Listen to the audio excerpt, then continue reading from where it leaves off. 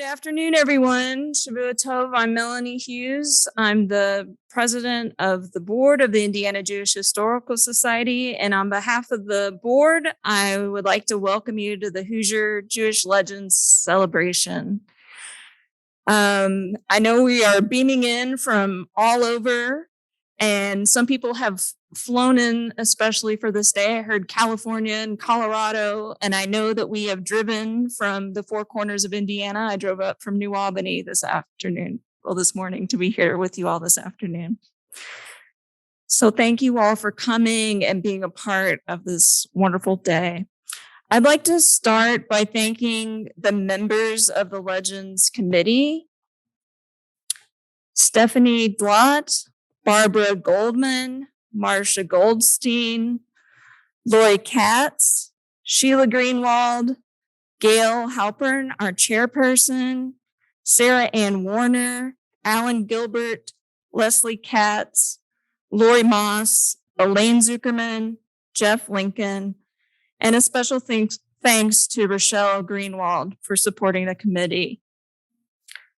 This is the 6th year of the Hoosier Jewish Legends, which is like our Hall of Fame for the Indiana Jewish Historical Society.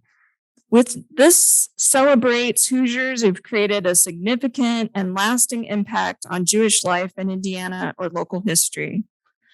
The contributions that these people have made in their profession or as clergy, athletics, or in sports, cultural arts, education, or through their volunteer work.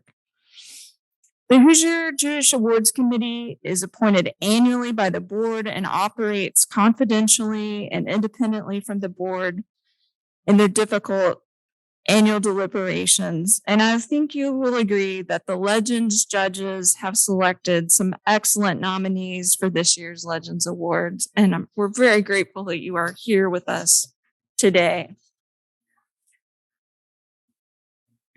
At this time, I would like to introduce our executive director, Michael Brown, to say a few words.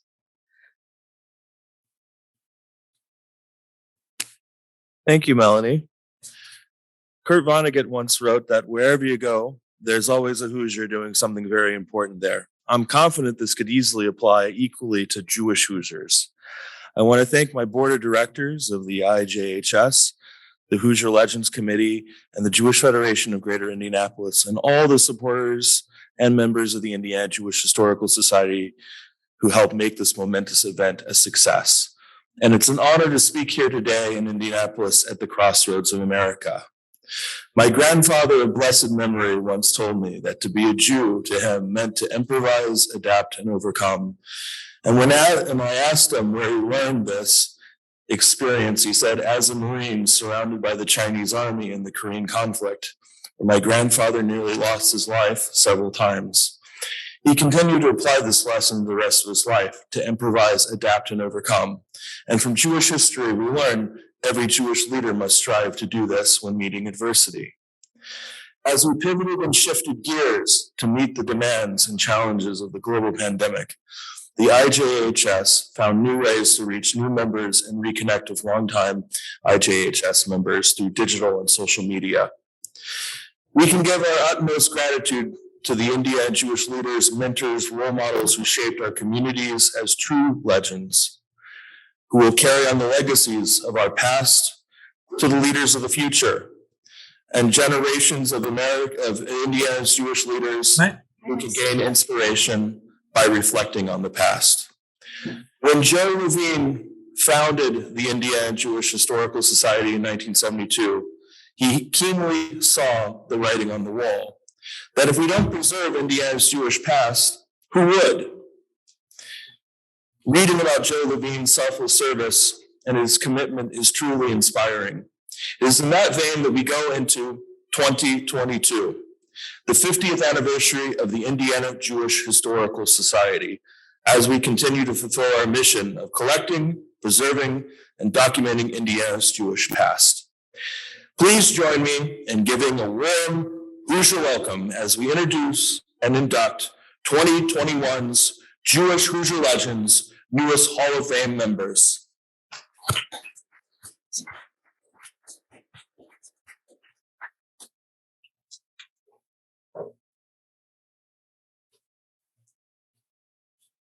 Thank you so much, Michael, for that story. So one thing that I wanted to emphasize is the mission of our Indiana Jewish Historical Society, which is to collect, preserve, publish, and share the history of the Jewish experience in Indiana. And that's what we're doing today, is sharing the experience of our wonderful legends that are being inducted today so that we can share the history of our state and our experience. And we've even collected some new materials someone brought to us today that are very special that we will be digitizing soon with a new grant that we got through the Lilly Foundation and the Indiana Historical Society. Next, I would like to introduce the president of the Indiana Jewish Federation, Leslie Rubin. And I wanted to thank the Federation for being a co-sponsor again with the Indiana Jewish Historical Society this year to support this event. So, Leslie. Thank you. Thank you very much. I'm going to leave my face mask on. As you can imagine, being the Federation president means I show up to a lot of events.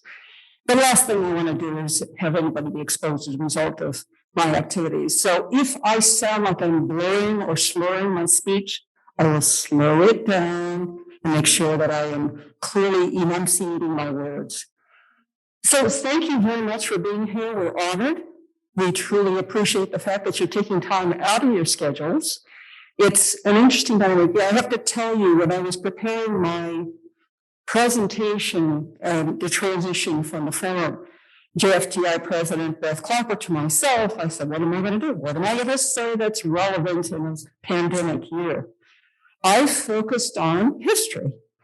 And just as a tidbit for you, I'm a student of history, always have been. If I hadn't become a scientist, I would have been an archaeologist. And so I've been a reader of history for many decades. So I said, okay, what do I know about what happened with the pandemic in Indiana in 1918? Well, interestingly enough, here's one little factoid for you, and that is that the count of cases today in the state of Indiana is equivalent to what transpired during the entire time during that pandemic of 1918. So well, technically speaking, the loss of life in 1918 was much more severe because it hit 18 to 35-year-olds. There's a lot of speculation as to why that was the case. The reality is today we have something that keeps evolving, and because we have a larger population, we have a lot more intermingling going on, opportunities for travel that we didn't have in those days. We're seeing the evidence or the impact of that particular effect of travel, etc. Anyway, long story short, the other little interesting thing that from a historical perspective, my mother-in-law gave us something that is a solid brass candelabra looking thing. It's a Judenstern. And I picked this thing up, and it's solid brass, and it's got to weigh 25 pounds. And I'm thinking to myself, as my husband's ancestor left Germany to come to the United States, they're dragging this 20-pound thing behind them on the ship. And I'm trying to figure out what it's going to displace. It sits in my entryway in my house, which is fascinating because then it makes you want to look into, see what people are about. Well, this pandemic, and this is the last comment I'm going to make for you, is a pivotal moment. There are other pivotal moments during the stock market crash in 1929 where the Jewish community of the state of Indiana figured out they could no longer just do self-service and make everything work. The loss of revenue, the loss of income in families was far exceeding any capacity that people had in the Jewish community. So they turned to government for the first time and used government resources. Prior to that point, there had been a point in time where they actually utilized the concept of education, the concept of social services, and they formed what was originally the predecessor of the Jewish Community Center. So there's been these pivotal moments in our history where individuals, groups of people have had enough vision, enough resources to be able to make that turn. I believe we're kind of at that phase now. What's it going to look like? What will we become in the next evolution? I have no idea. I just feel like it's in that phase at this point in time. So again, welcome, thank you. And I can talk for hours about history, so I'm going to be quiet and thank you all and enjoy your meeting. Bye.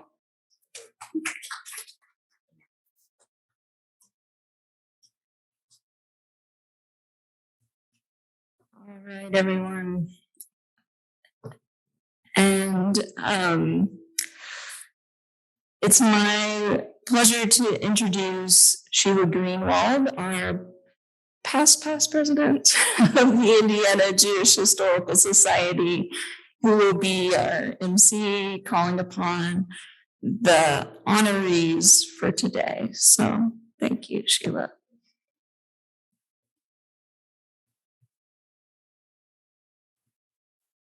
Good afternoon, everybody.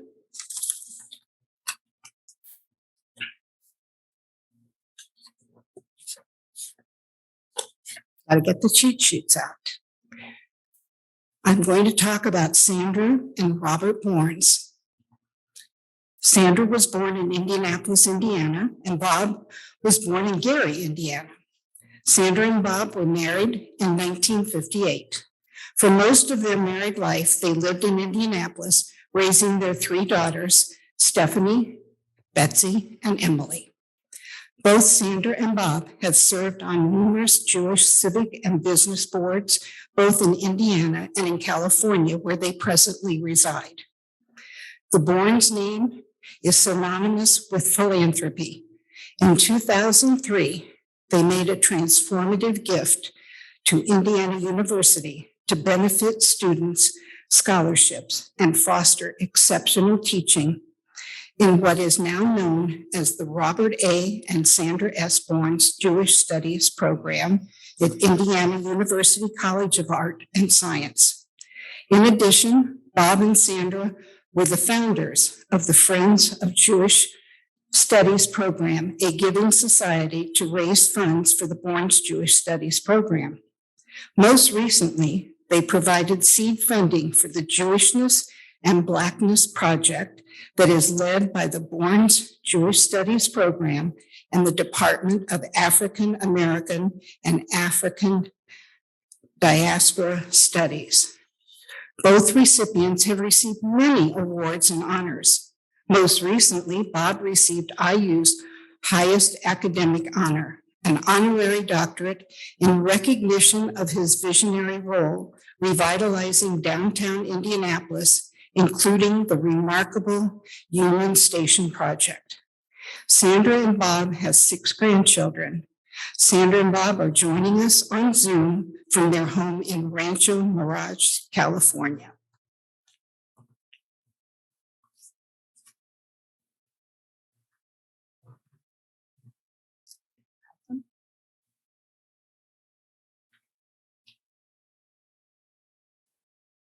Yes.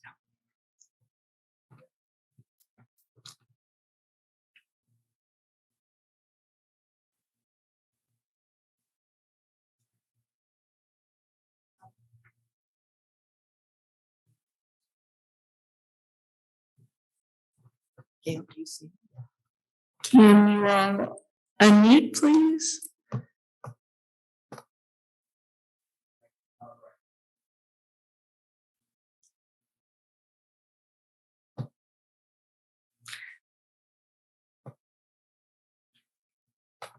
So Sheila, while we're getting the Borns online, I have to say that, so I was a graduate from the Indiana Jewish Studies program, and I think I was the first Borns administrative intern for the Jewish Studies program back in 1994-95, and worked with Dr. Carolyn Lipson Walker on the Jewish Studies program. So we're delighted to have you with us today. Borns family, Mr. and Mrs. Born.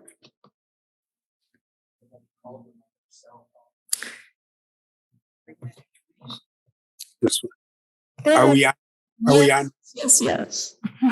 Oh, we made it. Okay. Thank you very much. Firstly, I want to show the plaque that you sent us, which we thank you for very much.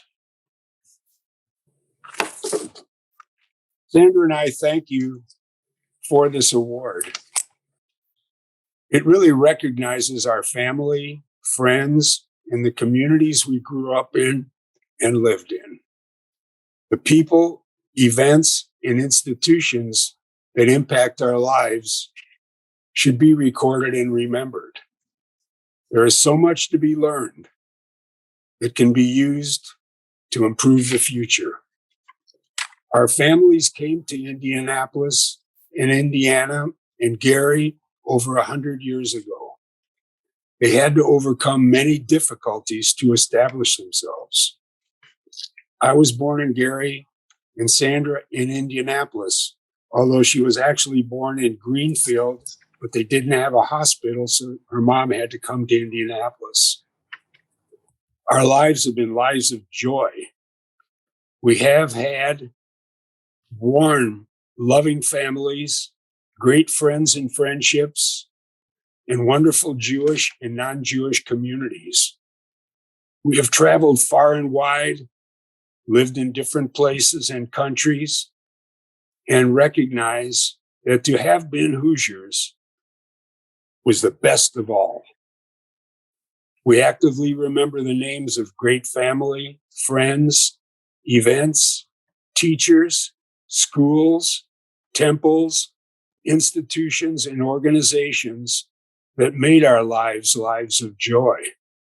And I can assure you that the memory and thought of these incredibly wonderful people brings warmth to our hearts and tears to our eyes. We are thankful for the Indiana Jewish Historical Society for recording and preserving the truly amazing Hoosier Jewish history. These phenomenal people, events, and organizations, may their memories live forever. And again, Sandra and I thank you for this lovely and much appreciated honor. Thank you very much. Thank you very much to you and Sandra, and we wish you happiness and health for the years to come. Again, Thank you. Thank you. And we welcome you to the Hoosier Jewish Legends Hall of Fame. Again, thank you so much. Thanks. The next person that we're going to honor is Larry Abelman. Larry Adelman was raised in Richmond, Indiana. His family was a member of Temple Beth Baruch, great, where he was the congregation's first bar mitzvah. From then on, he has dedicated himself to Judaism and the Jewish people. During college, he went to Israel. This was one of 7 trips, where he lived and worked on a kibbutz. Then after graduation from IU, he moved to Fort Wayne. Larry's volunteerism has included 2 stints as president of the Jewish Federation of Fort Wayne, president of his synagogue, chair of the United Jewish Appeal Campaign, co-chair of Israel Bonds Drive, president of the Community Foundation of Greater Fort Wayne, president of Allen County History Center. He helped to establish the Fort Wayne Federation scholarships to the Bourne's Jewish Studies program at Indiana University. Larry was a volunteer for the Violins of Hope Project. He was a founding member of the Friends of the Bourne's Jewish Studies Society. A word from the director of the History Center. He wrote, as abundantly evidenced by his decades of tireless contribution, Larry is deserving of an award such as this that recognizes and celebrates Hoosiers who have distinctly impacted their community and compassionately championed the role of Jewish community throughout the state. Larry is married to Carol, and they have 3 children. Larry, I'd like you to come up and give a response.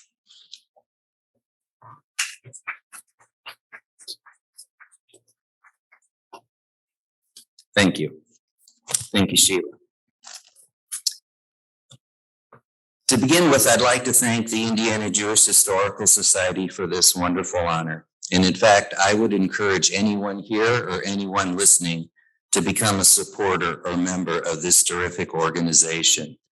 I have a certain fondness for the Indiana Jewish Historical Society because it was begun by one of my favorite people from Fort Wayne of blessed memory, Joe Levine, who many of you know and remember well.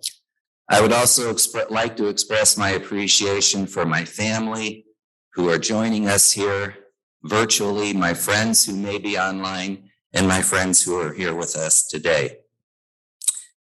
I really cannot think of any other award or recognition I could receive that would be more pleasing to me. As I have told anyone who mentioned this day to me, none of us, including any of you here or any of you online, do what we do for any accolades. However, this honor means the world to me because I've been a Hoosier my entire life. Indeed, I am in great company today with Bob and Sandra Borns, whose name graces the IU Jewish Studies program, of which I am a board member. And this program has always been one of the premier Jewish studies program in our country and something that we should all be very proud of. Ben Eisbart, a fellow Fort Wayner, was the executive director of the Jewish Federation of Fort Wayne in 1973 when Carol and I first became involved in the Young Leadership Program, which he spearheaded and inspired us to become active in doing Jewish, a phrase which Ben coined and is known for to this day. I'd also like to mention a past honoree from Fort Wayne, Leonard Goldstein of blessed memory, who inspired and mentored me through his commitment to our people and social justice for all of our people and people everywhere. He was my friend and confidant, and he made such a lasting impression on our community that we will never forget. I've always resided in small Jewish communities with small Jewish populations. Clinton, Indiana, near Terre Haute, where I was born, had 3 Jewish families, including ours. Richmond, where I lived as a youngster, had 27 Jewish families at the time. And now Fort Wayne, although it's our state's second largest city, nevertheless has always had approximately 300 or so Jewish family units. I've often asked myself if my involvement would have been the same had I lived in a larger community, say Chicago, Boston, even Indianapolis. And although I cannot say for sure, I certainly hope that would have been the case.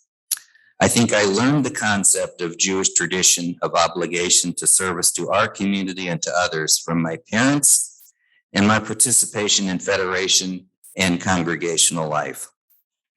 I also know that much of my life has been shaped by the several various community boards and organizations that I've been involved in. And I recognize what I have gained as a person from the people I have come in contact with through these experiences. In fact, I would encourage anyone who has hesitated about volunteering for something of interest or joining a board, jump in if you can. And it is my belief that it will result in greater personal satisfaction, and you might be amazed at what you learn, experience, and gain. Now, finally, I want to thank 2 people who are directly responsible for me being here today.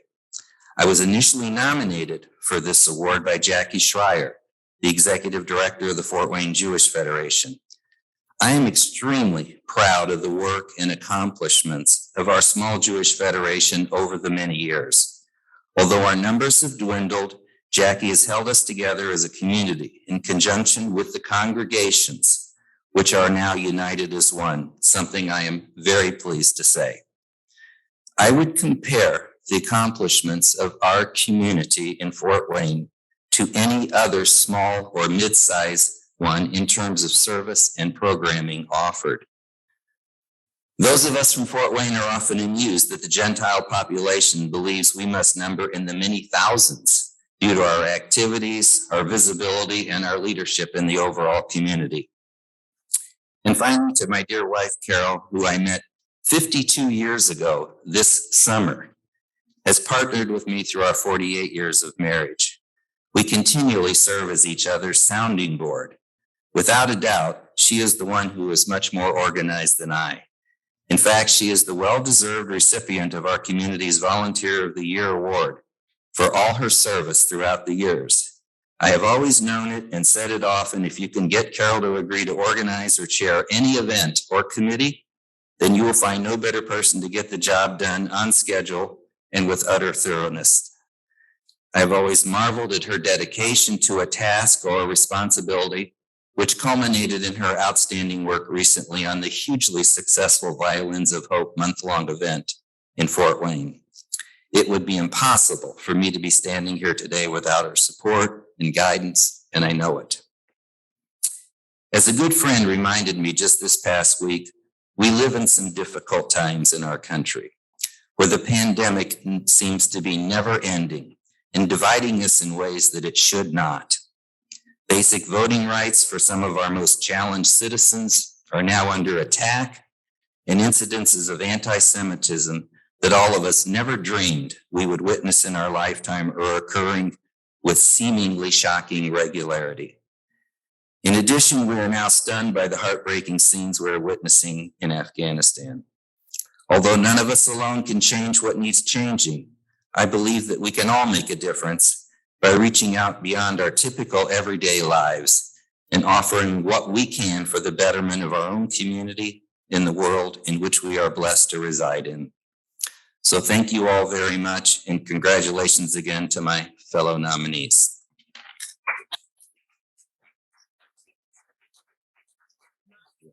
Thank you, Gail. Thank you, Gail. Just thrilled for you and your family and all your friends. It's a pleasure to present you with this award Okay. as an Indiana Jewish legend. It says Larry Adelman. So here you go, and you're off to a vacation. We hope you enjoy Thank you. and Thank you. enjoy your award. Thank you, Gail. Thank you very much.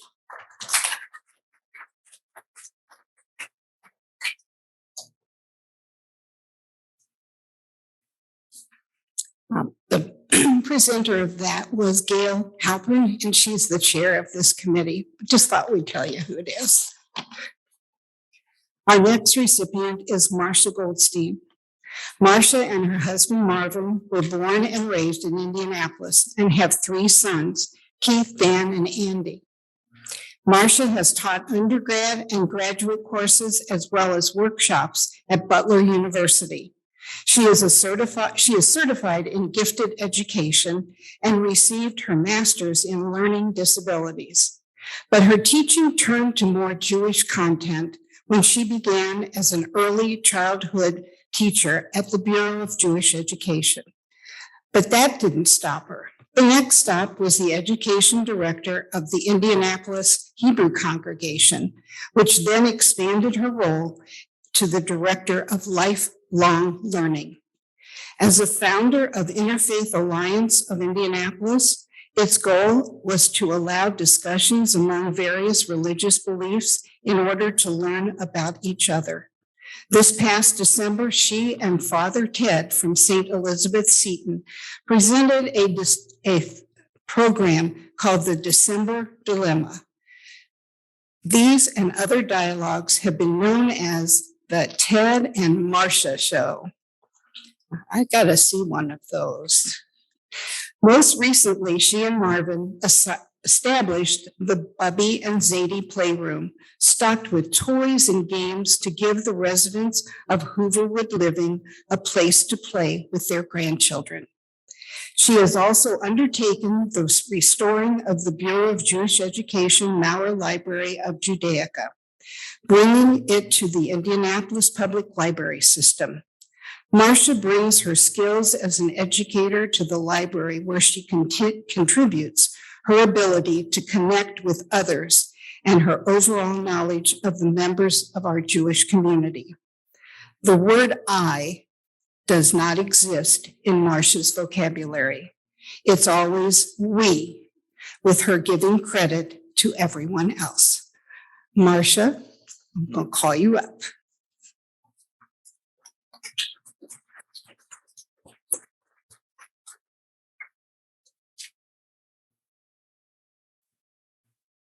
I always have to adjust a microphone down. Before I start, I do want to mention that Bob and Sandra Borns worked with me many years ago in starting Sycamore School. So those of you who have a connection to Sycamore, which is a school for gifted children, it was largely due to their contribution. How did I learn that I was going to be honored as a Hoosier Jewish Legend?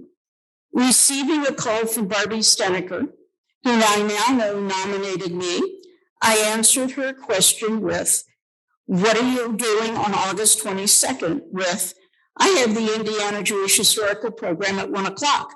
The rest of the day is free. Why?" Her answer confused me when she answered, "You are one." "One what?" I asked. "You are," she replied, "a legend." Wow, was I surprised, overwhelmed, and of course, for once in my life, very short of words. Then I realized that I would be expected to make some remarks at today's ceremony. As is often done when someone gives a speech, I did a bit of research. What does it mean to be a legend? One source said, an extremely famous or notorious person, especially in a particular field. I don't feel famous, but I love the word notorious as a possibility. Another source noted a living legend is a person who is both alive and either famous for doing something extremely well or very famous. The sequence of words living legend is an English collocation. I am thankful for being alive. I didn't feel like I fit the first part of the definition, and I had to look up the word collocation, which interestingly means a group of words that often go together that are likely to occur together. One doesn't receive this honor in a vacuum. Just like the sides of Abraham's tent was open to friends, family, and strangers alike to enter, my tent of life has been enriched by the many people who have entered. Thank you to the people who believed in me when I didn't know what I could accomplish. Without your support, I would not have had the chutzpah to venture into unfamiliar territory. Thank you to those who let me fly with new ideas, knowing that most would work out well, but understanding that some of them would have a hard and very uncomfortable landing, both success and failure, the yin and yang of life. Thank you to my students of all ages, from preschoolers to university, who allowed me to follow my passion for teaching and learning. Thank you to the educators, volunteers, professionals, and clergy in the Jewish community who have nurtured and supported me both as a professional and as a volunteer. My life has been enriched by all of you. Thank you to the many friends and colleagues in the interfaith community who have enriched my life, allowed me to share the beauty of Judaism while providing me with an appreciation of the breadth and depth of their faiths, the beauty of their souls. Thank you to the Indiana Jewish Historical Society for the honor, and to Barbie Steneker, who connived with my wonderful husband, Marv, to put together my nomination. And thank you to the wonderful and supportive family and friends. You are my rock, my touchstone to reality. Everything I have been able to do is because of you. Thank you again for this wonderful honor. I am so touched by being a Hoosier Jewish Legend. One of my professional colleagues. I was just going to say that, Marsha, on many levels. I'm so delighted to present this to you as a friend, a colleague, and certainly someone who knows what you've done in this community. So thank you. And Marcia, you're now a Hoosier Jewish Legend. Thank you, Gail.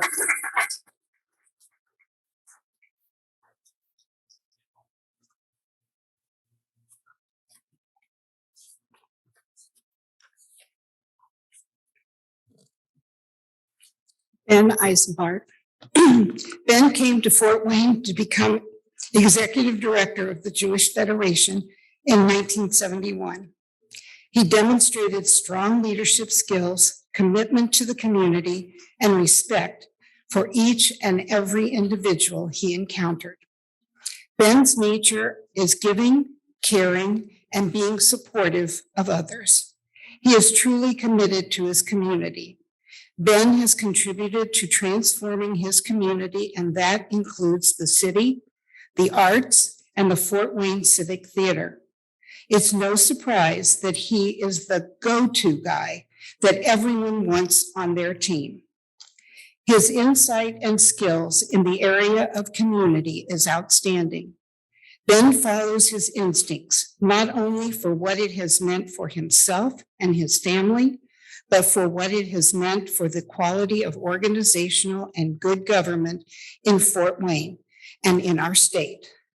This is because not only did he make a difference in Fort Wayne and Indiana's Jewish life, he has made and continues to make a major difference in the greater Fort Wayne, Allen County, and Indiana's communal, government, civic, and non-for-profit agency life. In many cases with transformational, that's a big word for me, efforts, transformational, there you go. He was appointed by Governor Eric Holcomb to the Allen County Judicial Nominating Committee. He's a Paul Harris Fellow, and not surprisingly, Ben is a Sagamore of the Wabash. Ben and his wife Sharon have 2 sons, Jake and Yosh, and 5 grandchildren. Ben, it's your turn.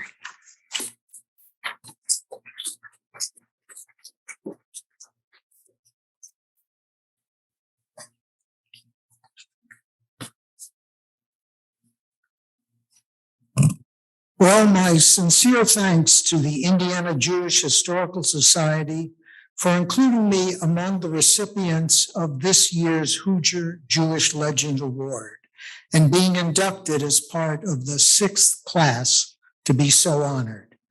It is humbling to be joining the men and women who have, through word and deed, made a significant and lasting impact on Jewish life in our Hoosier state.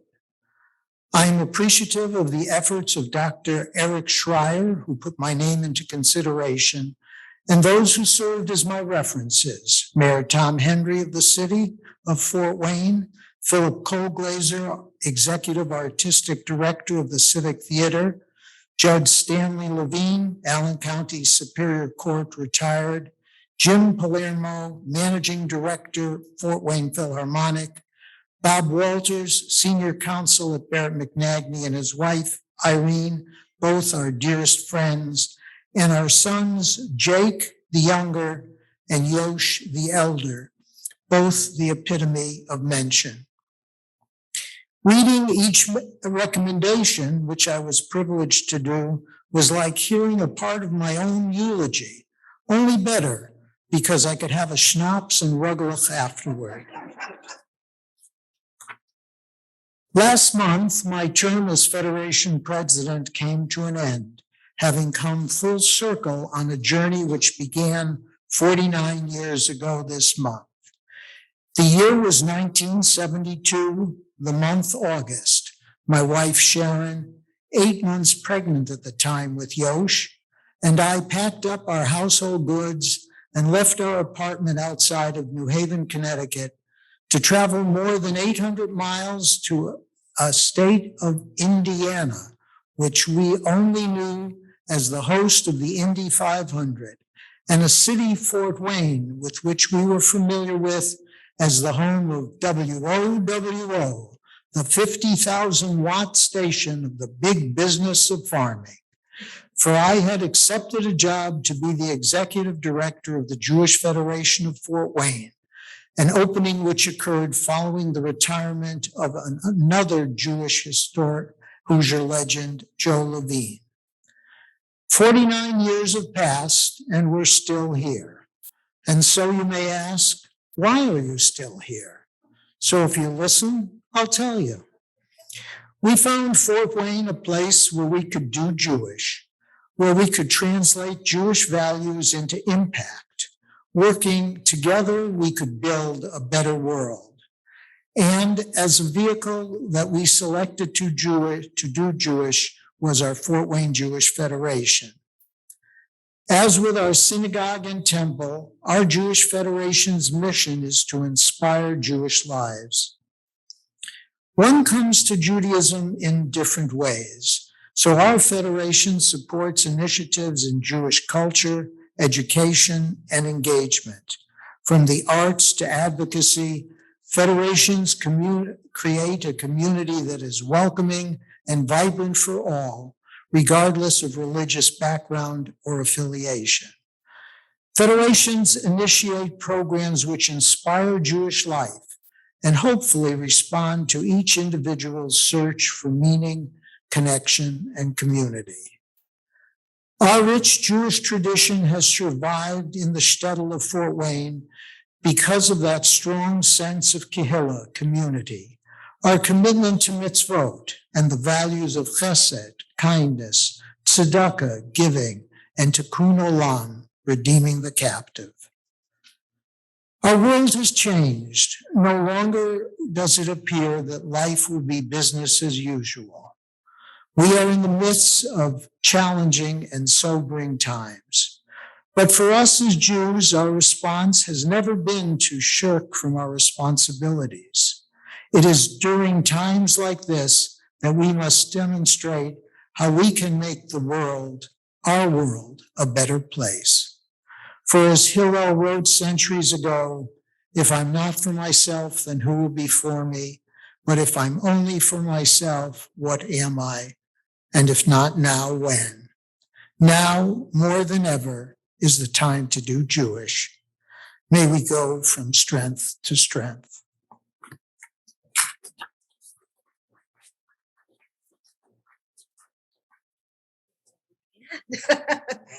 Ben, it's a pleasure to actually give you this plaque for you to have, because now you're an Indiana Jewish legend.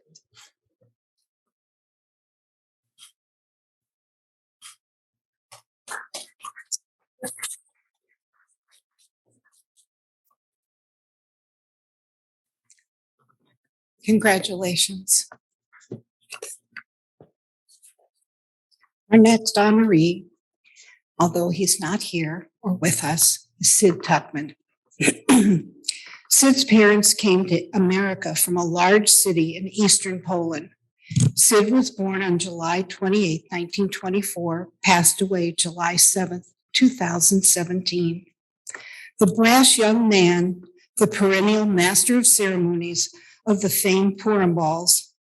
We remember him as a source of countless chuckles in Circle Players and the Kirschbaum Players stage productions. Sid was president of Tuchman Cleaners, Inc., an organization consisting of 32 dry cleaning units, suede, leather, fur cleaning division, a uniform rental division, and a commercial drapery, carpet, and furniture division. He covered them all. Sid served as president of the Indianapolis Hebrew Congregation and a vice president of both the Better Business Bureau and the Jewish Federation of Indianapolis, along with the boards of the YMCA, Girl Scouts of America, and the Salvation Army, to name a few. Sid set up training programs to aid our Federation solicitations. He served on the Federation Public Relations Committees. He was very active on the Federation Young Leadership Council and served on their steering committee. He was also a member of the Jewish Community Relations Council Board. Throughout their lives together, Sid and Charlene engaged in philanthropic endeavors and were active in their Indianapolis and San Francisco communities, volunteering and contributing to causes meaningful to them. I now call upon Charlene, Sid's wife, to give response.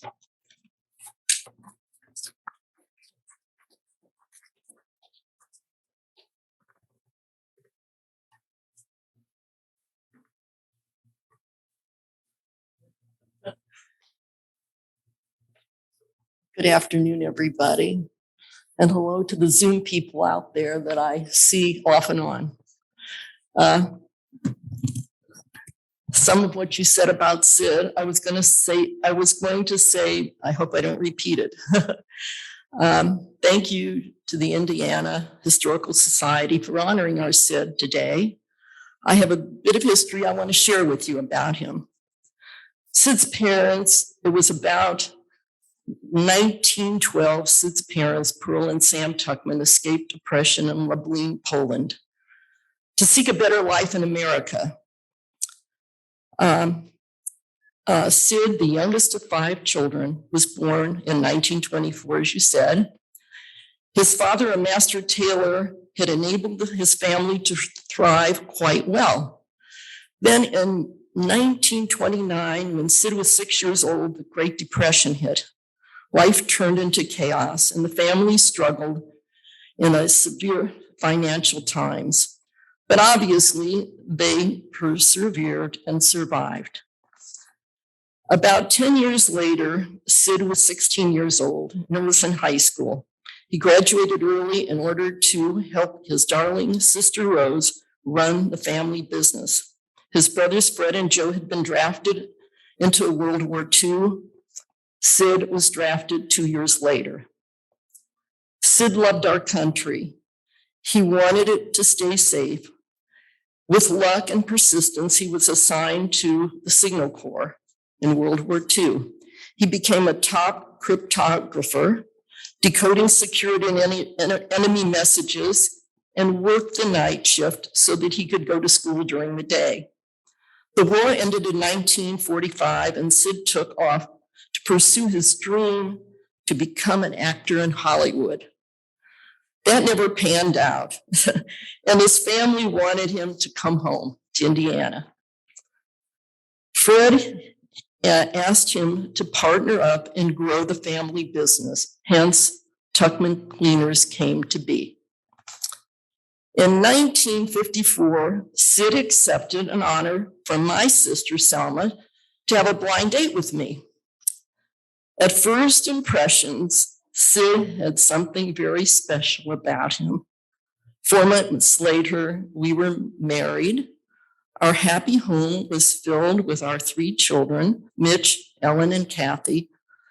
I felt we had a storybook life of 62 years. Sid, the person, was filled with gratitude for being born an American, Jewish, and free. He was savvy, kind-hearted, and loving, a real mensch. He used his time, energy, and skills, money for positive causes. He sat on numerous community boards, which were mentioned here by Sheila, and implemented creative for other agendas. His heart was with 5 special Jewish causes. The Jewish Federation, which you mentioned. He committed himself to do what he could do for Israel since the 6-Day War, the Yom Kippur War, and the Holocaust saddened and terrified him, as it did for so many others too. The Jewish community needed to be upgraded. He was instrumental in collecting funds to the project of updating the Jewish community, which we're sitting in here today, the Jewish centers. He was elected, as you said, to the Hebrew Jewish, the Indianapolis Hebrew congregation in 1976 and served the role faithfully, loving every minute of time that he had to do it with. And to mention the Indiana Jewish Studies program, Sid was honored to sit on the board. One year, they hired a professor to bring Yiddish alive, again, which was his cup of tea. Sid was really good at telling jokes, and especially shined when he used his parents' Yiddish accent. If Sid were here today to accept this wonderful honor, I know he would have a tear or two of his I'm sorry, could be running down his cheeks, the tears I'm talking about. So again, I want to thank you on behalf of Sid and our family for this wonderful honor that you have bestowed upon him.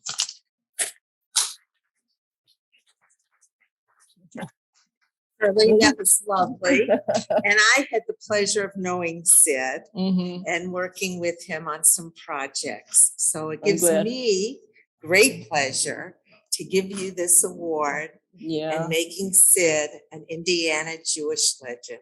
thank you. He would love this. Okay.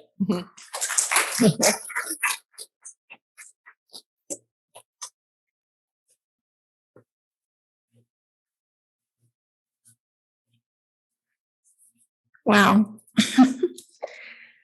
I'm